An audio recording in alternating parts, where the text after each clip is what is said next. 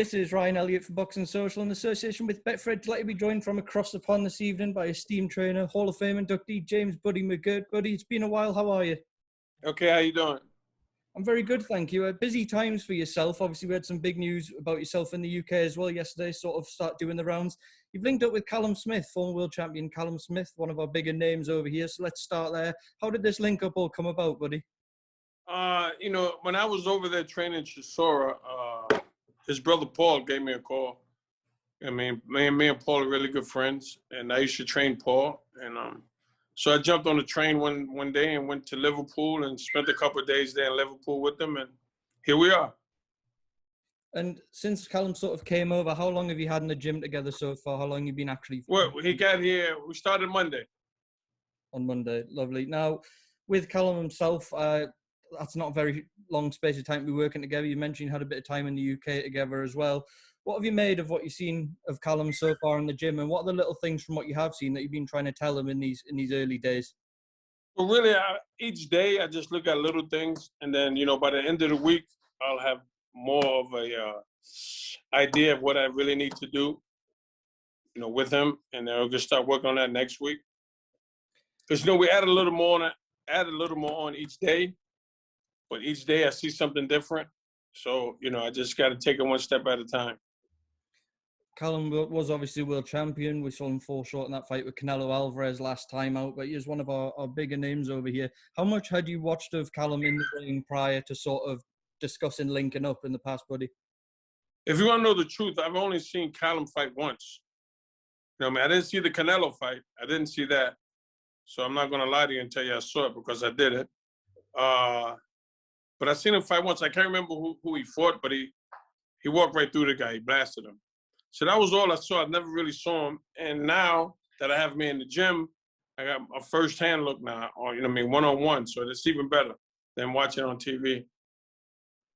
Now, Callum has obviously announced he's going to be moving up to 175 from now on. World champion at 168, decide to move up after the Canelo fight.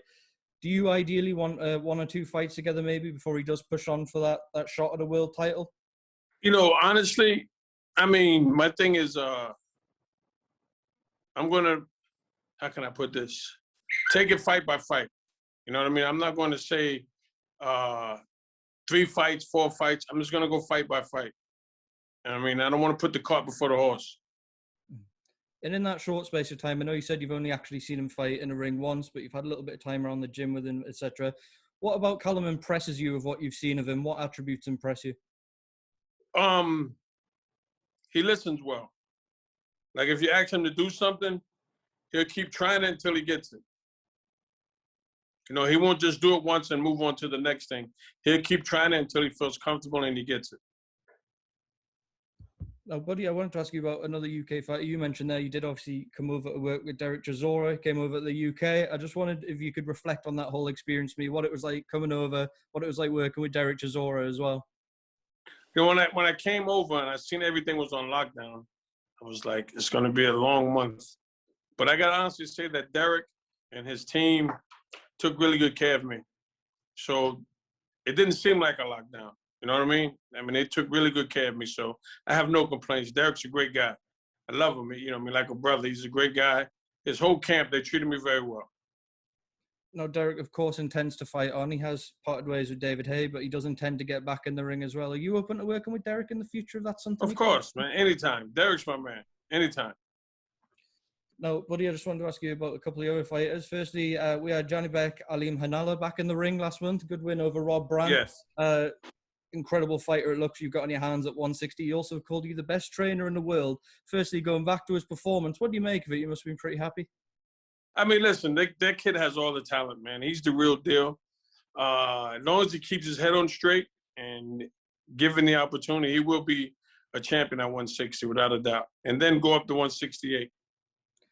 Now, Johnny Beck has been very vocal about what he wants. He said he wants Demetrius Andrade. He's right up there in the rankings as well, I believe, with the WBO. He's also said he'd be happy to fight Munguia, who I believe is the only fighter above him in them rankings. In an ideal world, which fight would you like next for him? I really don't. It doesn't matter. It don't matter. The kid is the kid, every now, it's very rare you find a kid like this. This kid is the real deal. With such little fights, but he's definitely on point.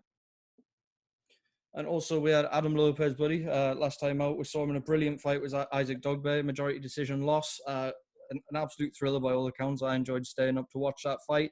Now you look back, how do you reflect on Adam's performance? I mean, to be honest, I'm going to be 100% honest with you. If he'd have listened to me 2 weeks before the fight, he would have stopped Dogboe. But he had his own mindset on doing it his way. And then round 8, he decides, okay, well, I think I'll do it your way now. You know what I mean? But, you know, these guys, these young guys, sometimes they got to learn. You know, sometimes they start winning, they think they know more than you. You know what I mean? So sometimes, you know, they got to see, hey, man, I didn't get this far by being stupid. So listen to the old man, you'll be okay. Is that something you've sat down and talked to Adam about after the fight? I didn't have to. He came to me and talked to me about it. You know, I tried to explain to him, but he kept telling me, you're old school, you're old school. I said, okay. So I'm telling you, man, you better listen to the old man, but he didn't want to listen, so. When that final bell rang, what was your general feeling about what we were going to see on the scorecards? I felt that they was going to give it either a draw or to Adam. But one judge had the fight scores like Adam never showed up. Okay, buddy, I just want to ask you about a few things away from your stable of fighters. Well, I've got you here. Firstly, this morning, the WBO put out an order for Terence Crawford to face Sean Porter for his WBO world title. Just want to get your thoughts on that fight, buddy. How do you see that fight playing out? That's going to be a very interesting fight. I'm going to put my money on the black guy.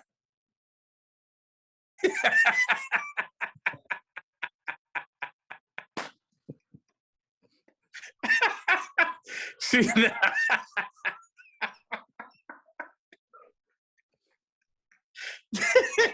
I can't go wrong. They're both black. I can't go wrong in that bet. That's a fight that I would literally watch because I think that's a good fight for boxing. See, we need more fights like that. You know what I mean? Two different type of styles, completely different. And, you know, Sean Porter's going to bring it. You know, Terrence got to be ready because, you know, I mean, he's got to bring his lunch because it ain't going to be a short night, you know. But that's a fight that I watch, without a doubt. Terrence has been crying out for a big fight for so long. The Errol Spence fight has never even looked remotely close. He did want Manny Pacquiao, who's obviously fighting Errol now.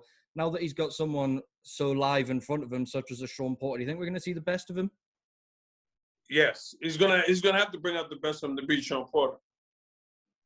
No, buddy, the heavyweight division is slowly getting moving again. Anthony Joshua has has unified title defense confirmed for September 25th over here against Alexander Usyk. Can you see Alexander Usyk giving Anthony Joshua problems in this fight? Oh yeah, he's very smart, very cagey. I mean, it's not going to be a walk in the park. Now, if I gave you $1 to bet on that fight, who would you back and why? Well, that's tough because they're both my friends. So, you know what I mean? But I think that in the long run, I got to go with Joshua. Buddy, final one. Fury Wilder 3's been put on the back burner for now. They are going to get it on later in the year, though. You said, following the second fight, that Wilder only needs some minor adjustments. You don't buy into the whole idea that he needs radical change. Have you seen any of the clips of him now working with Malik Scott as his trainer? Well, this is my theory. I mean, listen, how can I put it? All that looks good. I can hit the mitts right now and look like I was 25 years old. You know what I mean? But the question is this. You see him do a routine on the mitts, right? Ask yourself one question. What did he learn doing that routine? It's choreographed. I mean, so what did you learn from that? If he can't come away with an answer, what good is it? You know, he doesn't need a trainer, he needs a teacher. Anybody can get him in shape. Anybody can hold the mitts, and he can punch him hard and look good and look flashy. But he needs a teacher. He doesn't need a trainer. When you said he only needs minor adjustments for the third fight with Fury, what did you mean by that? What minor adjustments would you have made? I can't reveal that because then they're going to take it, and then when they win, they're going to say they came up with the idea. So I'm going to keep that to myself. But in all honesty, at the end of the day, it's just all basic stuff, man. Now, Tyson Fury did test positive for COVID. That delay has been sort of put things back about 3 months or so. Do you think that delay in any way helps Deontay Wilder? Do you buy anything into that? In a way, it does, because it gives his body time to recoup from that second fight. All right, buddy. Well, I'm going to leave you there. We've covered just about everything I wanted to ask you about, but thank you as always for making time for Boxing Social. I'm sure we'll catch up properly when we can get back over there, but always a pleasure. Thank you. Hey, listen, next time Rachel calls you, don't answer. Take care. Thank you. Cheers. Okay. Cheers. Bye-bye.